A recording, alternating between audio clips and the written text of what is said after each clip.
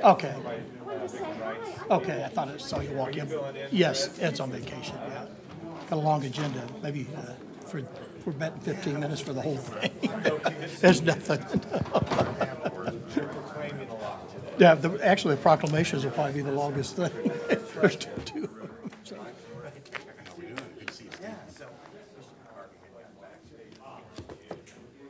you see the aerial view?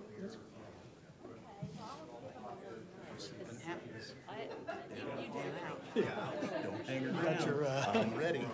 I just talked to the deputy, so she's aware.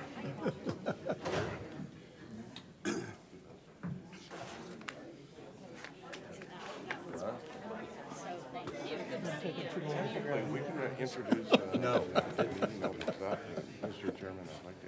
Can we, at the end, say, hey, you wanted to connect? Are we missing No, we one? said that at the beginning because we didn't approve the agenda. Still missing Michael. he's in the building. Oh, he's right Here. there. Yeah, he's here. Ready? There's all these things I might. I'll let him finish. I know. Yeah. Sure. Okay.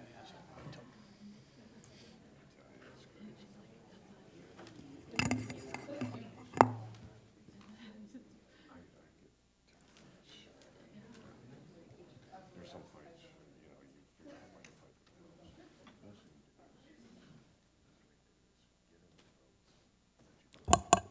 you figure out how to fight. You're live. Okay. Good morning and welcome to the Board of County Commissioners meeting for Thursday, April 4th, 2019. Will you please join me with the Pledge of Allegiance? I pledge allegiance to the flag of the United States of America and to the republic for which it stands, one nation, under God, indivisible, with liberty and justice for all. Don't forget the roll call. Clerk, will you please call the roll? Commissioner Fast. Aye. Commissioner Allen. Here. Commissioner Klicka. Here. Commissioner Hanslick. Here? Commissioner Ashcraft. Here. Commissioner Brown. Here. And Chairman Eilert is absent. Thank you. If you have any noise-making devices, will you please turn to those to off or silence as not to interfere with the electronic communications of this meeting. We have two proclamations this morning. I'm going to ask Jerome Franks and anyone else that he would like to join me at the podium.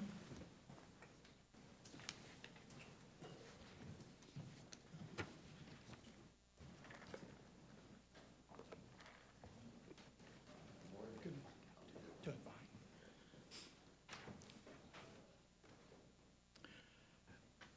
This is Fair Housing Month. Johnson County is committed to the mission and intent of Congress to provide fair and equal housing opportunities for all.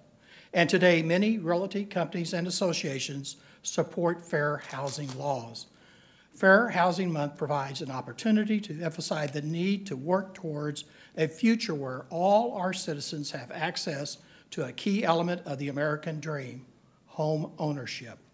On behalf of the board, I am pleased to proclaim April 2019 as Fair Housing Month.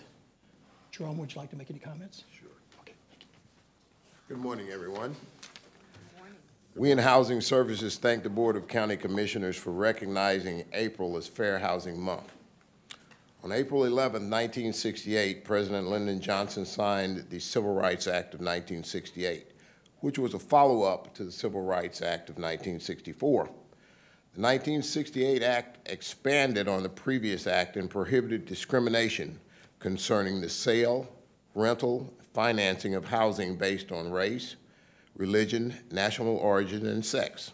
Later amendments also prohibited discrimination based on handicap status and familial status. Title 8 of the Act is also known as the Fair Housing Act of 1968. Johnson County recognizes and adheres to this law and understands the overall philosophy of its mandates. Johnson County Housing Services is at the forefront in the implementation of policies and procedures that guarantee our practices conform to the Fair Housing Act. This wonderful staff here provides valuable services to the less fortunate among us in an effort to improve the lives of the citizens of Johnson County. Their tireless efforts for and continued support of people in need sometimes goes unrecognized, but are nonetheless a reward and blessing unto themselves. Thanks to the staff of Johnson County Housing Services for the good work that you do in providing housing to this community in a fair and equitable manner. Thank you all. Jerome, again, on behalf of the board, we do thank you and your staff for all the excellent service that you do provide to the citizens of Shawnee, and congratulations. So, Thank you. take a group picture.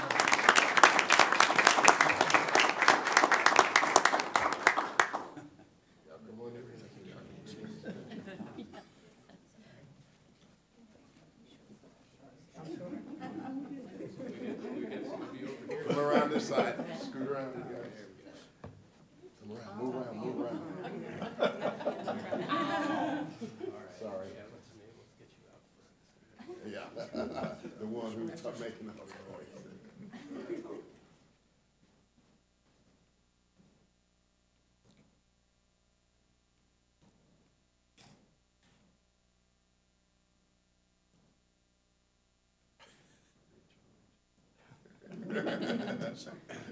Steve, you have a new friend there. Thank you. Thank you much, sir. Thank you very much, sir. Thank you. Thank you. Thank you for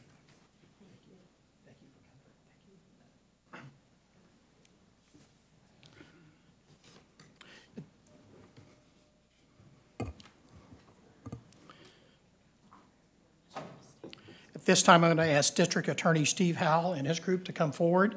This is National Crime Victims' Rights Week. Good morning. Good morning.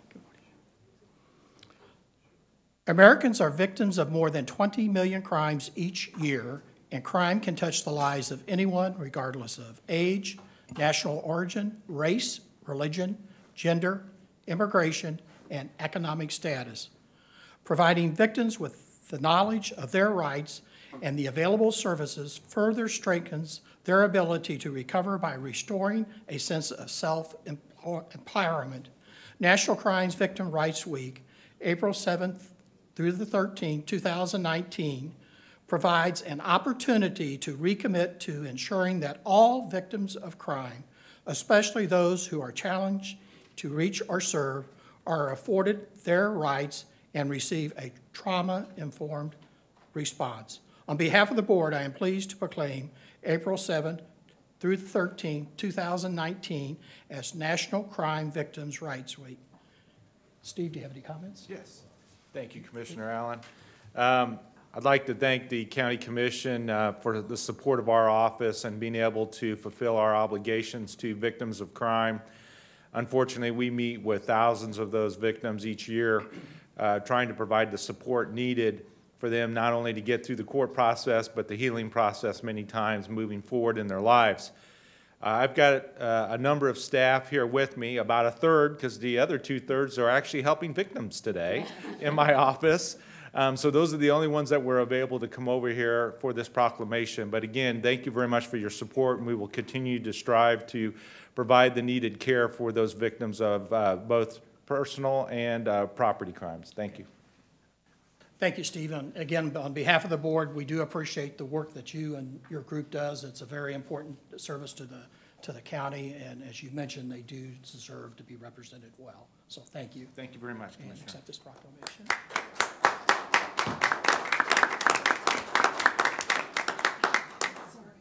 Got everybody? Yes, ma'am.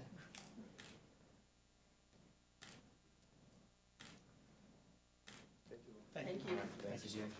Commissioner Allen, I have a question. Steve, can you just explain, since we're on video, like if somebody needs help, how do they contact your office? It's just as simple as picking up the phone and calling, whether they need a protection order or if they have a concern about a family member or themselves who are victims of crime. They can reach out to our office anytime and talk to a live person who can provide them their rights. And also, we have a lot of really great partner agencies in Johnson County and can get them connected with those individuals. Plus, the other aspect of it is on our website, each of those partner agencies We have their logo on our website, and all you have to do is click on it, and you can pull up their website to provide assistance to victims of crime. Okay, thank you. All right, thanks a lot. Thank you. Thank you. Chairman, if I could just make a comment too about both of these proclamations.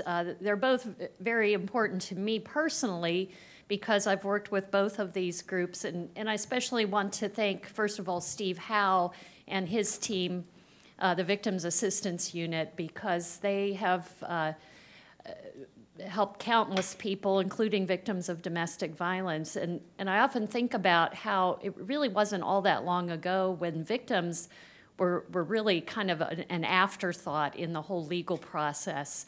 And now that they've been elevated to an equal partner in the legal system, your office does a fantastic job. So I really appreciate that. I also want to thank Mr. Franks. I've worked with him before too, and actually these two things go together because he has been very, very helpful in ensuring that victims of domestic violence have access to housing. So these systems all work together to help people in our community. So thank you all for what you do. Really appreciate it. Thank you. Public comments, if there anyone in the audience that would like to address the commission on an item that does not appear elsewhere, now would be the appropriate time to do so, up to 5 minutes. Is there anyone that would like to address the commission? Hearing none, would move on to notes for the record. I will be signing the following: an agreement with the City of Olathe for a preliminary engineering study of a stormwater management project known as Stagecoach and Sleepy Hollow Drive Stormwater Improvements. Clerk, will you please read the consent agenda? Item number 1, consider approving the March 14, 2019 business session minutes. Item number 2, consider increasing the spending authorization of the current cooperative contract with Independent Salt Company to provide rock salt for the Public Works Department in an amount not to exceed $200,000. And item number 3, consider authorizing the Sheriff's Office to use $133,363 in grant funds from the FY 2018 Paul Coverdale Forensic Science Improvement Grants Program, Award 2018-CD-BX-0074, from the National Institute of Justice to purchase the Foster plus Freeman DC S5 digital capture system. Also consider an exception to competition for the purchase of the identified instrumentation. Thank you. Is there any commissioner that would like any of these items addressed differently? Is there anyone in the audience that would like to address one of these issues? Hearing none, it's back before the board. Mr. Chairman, I move approval of the consent agenda. Second. There's been a motion and a second on this item. Any final comment? Hearing none, will the clerk please call the roll? Commissioner Fast. Aye. Vice Chairman Allen. Aye. Commissioner Klicka. Aye. Commissioner Hanslick. Aye. Commissioner Ashcraft. Yes. And Commissioner Brown. Aye. Thank you. Motion approved. There are no action agenda items. We move on to reports and communication. Ms. Postal Ferguson. Chairman and Commissioners, good morning. I have 2 items before you. The first one, on February 18th, the City of Gardner approved the Main Street Marketplace TIF project plan. Area number 1, generally located at the northwest corner of Moonlight Road and Main Street. It will, information that you've received in previous packets related to this item, it will generate approximately $5,726,000 in tax increment revenue over a maximum of a 20-year period. And some information is in your packet. And the next item is a major projects update, and I want to point out 2 things in that. One is the Lenexa City Center Library, and the grand opening is scheduled for June 2nd. And you probably have received notice on that or will shortly. And then on the courthouse construction, the tunnel construction and the shutdown of Santa Fe is ahead of schedule. Last time we reported their target date was April 19th, and that's been moved up to April 6th. So with that, I will stand for questions. Thank you. Yes, Mr. Ashcraft. One's a comment, the other's a question. It looks like the street is done now. I mean, it's painted. What are they waiting for? Do you know? I'll let Joe answer that. Commissioner, I would say that the contractor and the city have been coordinating very closely. The city would like to see certain cure times on portions, Oh, whether okay. it's the curbs or the pavement Okay. itself, that sort of thing. That's fair enough. I was by there Power washing yesterday. it this morning. Yeah, I was by there yesterday, and so like, well, if I was Mike Brown, I'd be having my big, Well, so the 6th is Saturday. driving right over it. I stopped and So- talked to him on Saturday and asked about it. Where are we and when is this going to be Yeah, done? So- it looks real good. So it's scheduled to be open in 2 days. Yeah, very good. Second is a little more serious. Do we have a fiscal note on the TIF in Gardner that you're presenting? What's the fiscal note for the county? I'll ask Justin to see if we have that information.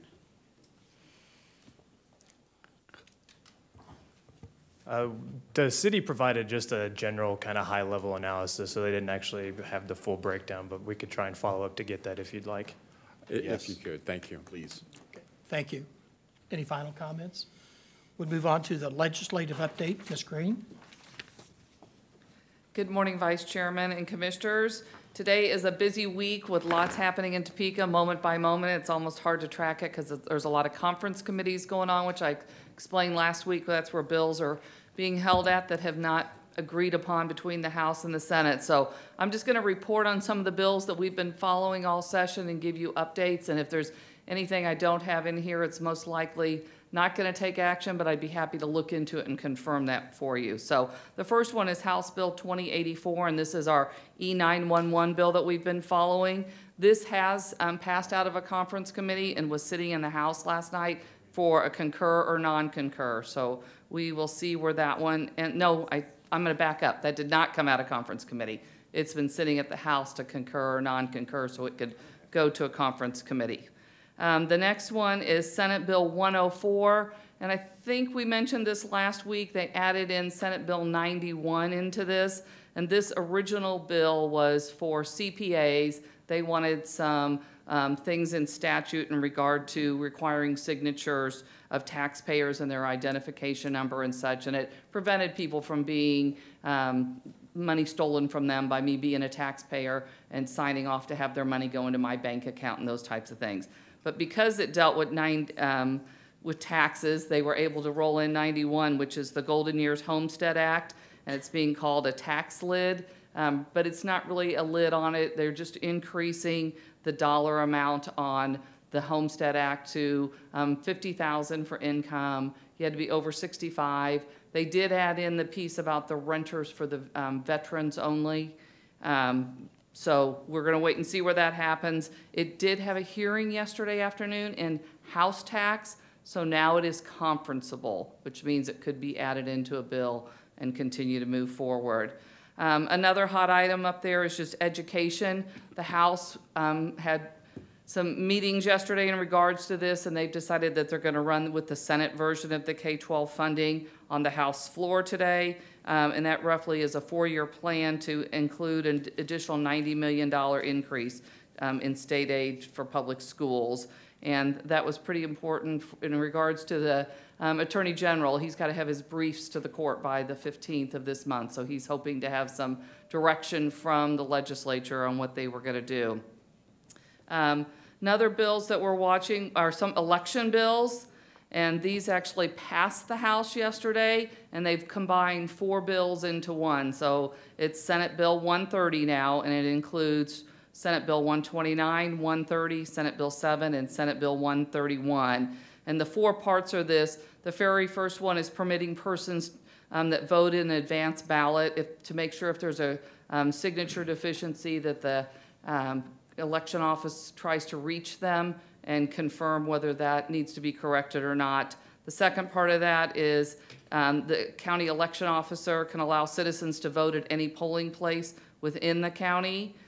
Third one is in regards to townships and when they take their oath of office. When they moved elections to the fall, they didn't correct some statutes. And the next one, Senate Bill 07, is similar. It's allowing school board officer elections and organizations to move from July to January, again, to help with the move from elections from spring to fall.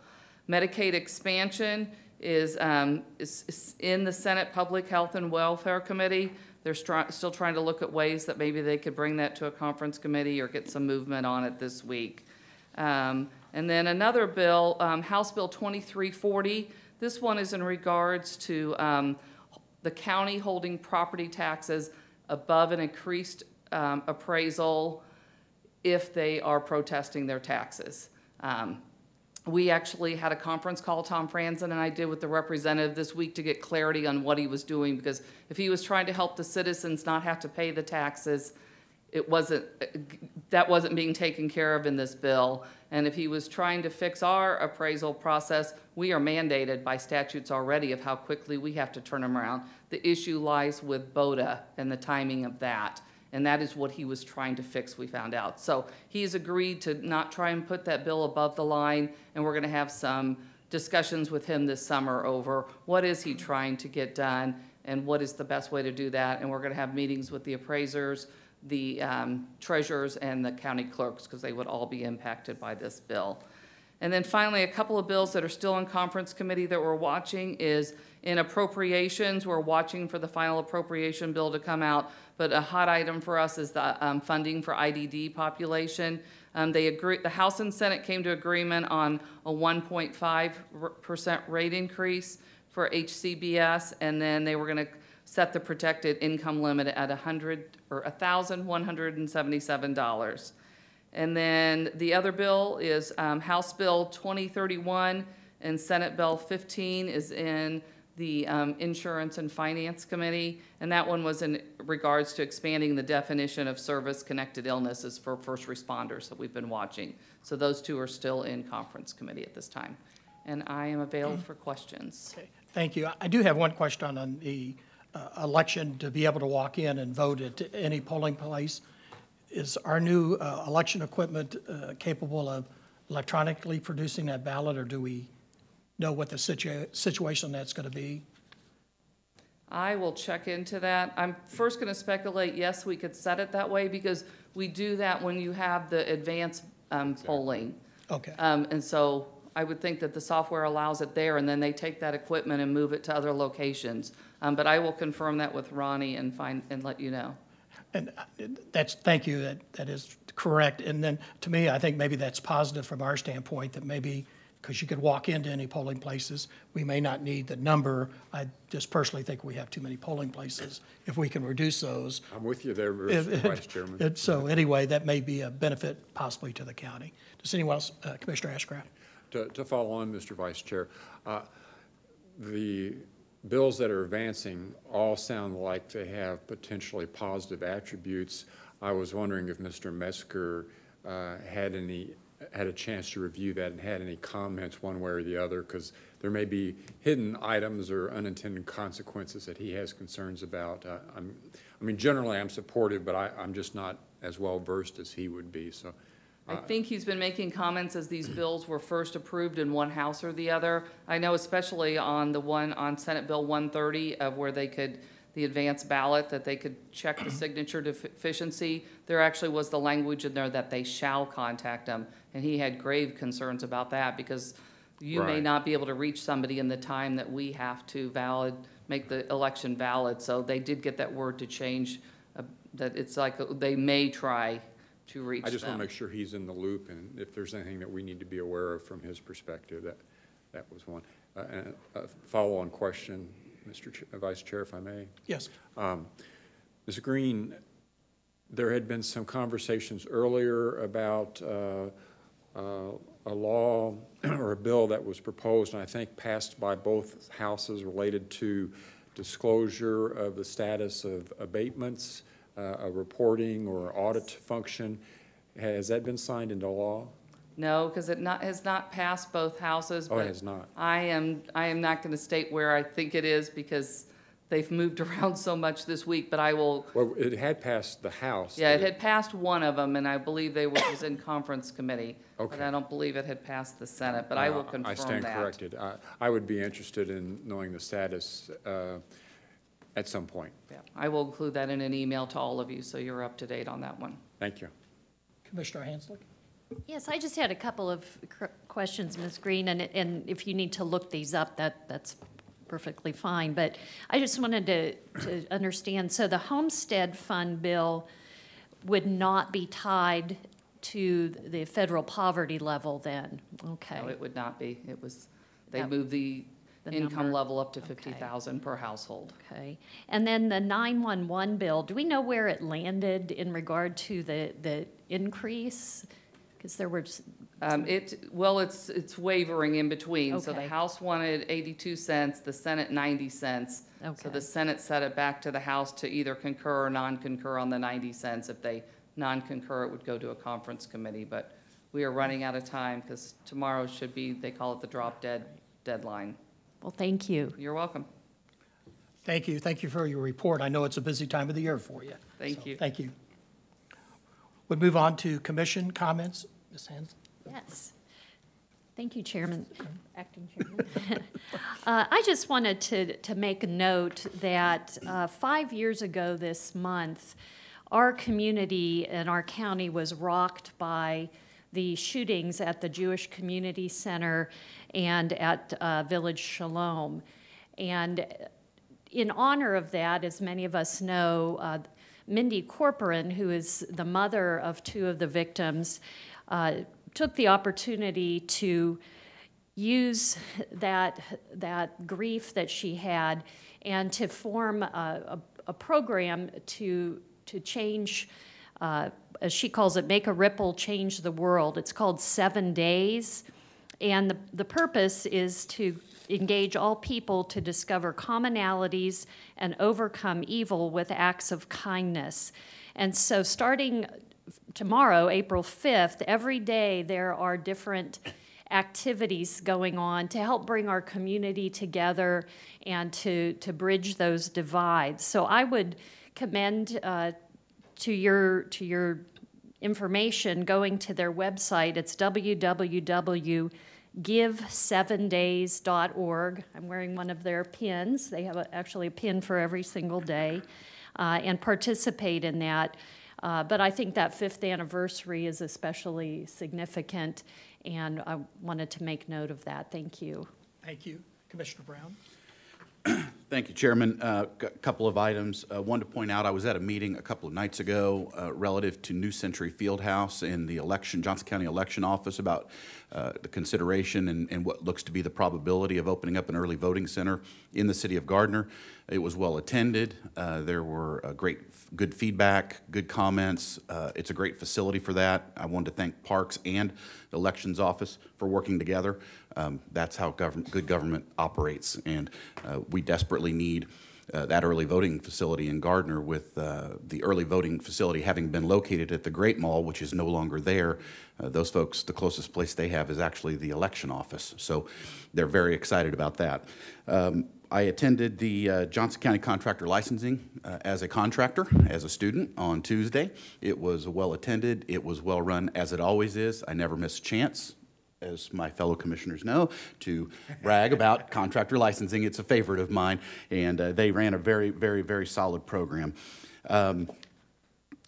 Also wanted to give a shout out to DTI, helped me with a problem a couple of days ago on my phone with email, and they not only took care of the problem right away, but then followed up with a phone call and checked to make sure it was still working. I was very impressed. And then a couple of nights ago, also attended Elevate Edgerton dinner. It was well attended. There are great things that have been done, are being done, and huge things coming in Edgerton and for Johnson County. Thank you. Thank you. Commissioner Ashcraft? Nothing, sir. Commissioner Klicka? I was going to ask, I'm looking at the agenda for next week. There's nothing on it. What's the process in canceling the meeting? First of all, I think I'll let We have no action, no consent items. It just seems like it's a lot of energy and money on behalf of staff. We do not meet. If we do not have a quorum, we do not meet. Correct. We're required to meet once a week, and we do unless there is an absence of a quorum, in which case we can schedule a no meeting. I would also add that we'll have agenda review, and we do have a study session scheduled that day. Smack.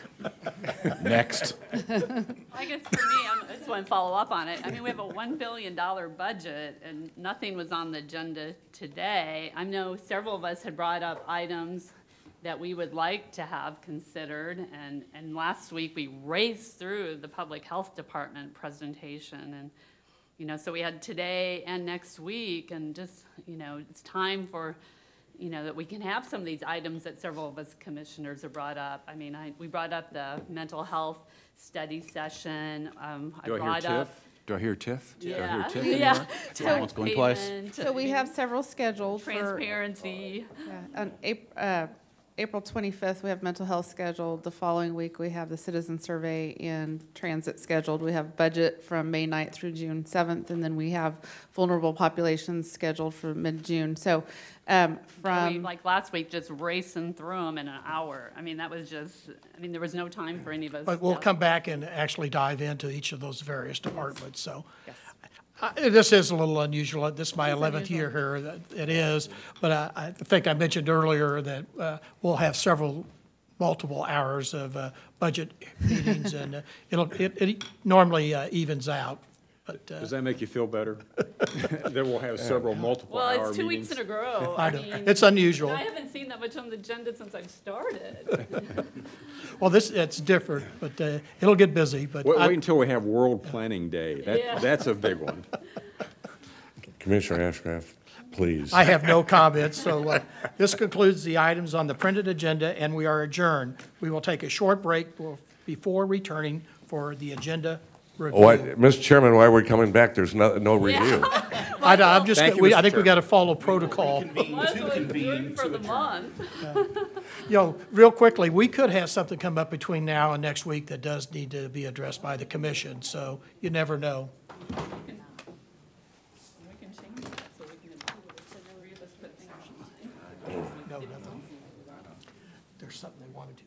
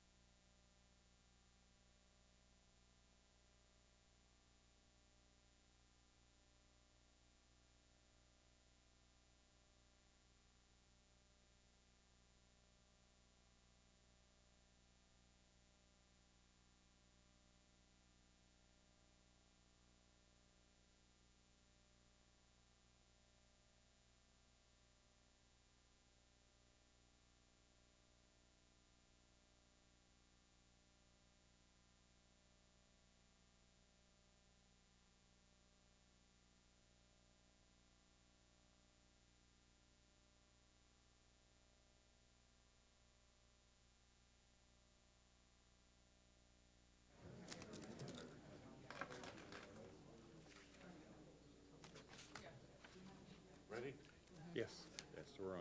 Good morning. This is an agenda review for the meeting for April 11, 2019. Will the clerk please call the roll?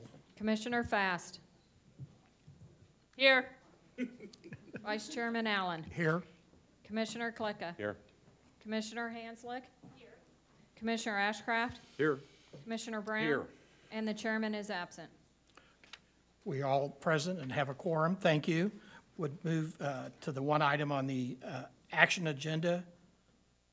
Item number 1, consider approving the March 21st, 2019 business session minutes. That will remain on action. Commissioner Klicka was absent. And that does conclude the items on our agenda. We are adjourned. Have a wonderful weekend. We do have a tax payment strategy review for next week. Commissioner Ashcraft? I was just going to ask, could you offer any elaboration in terms of what that is going to include?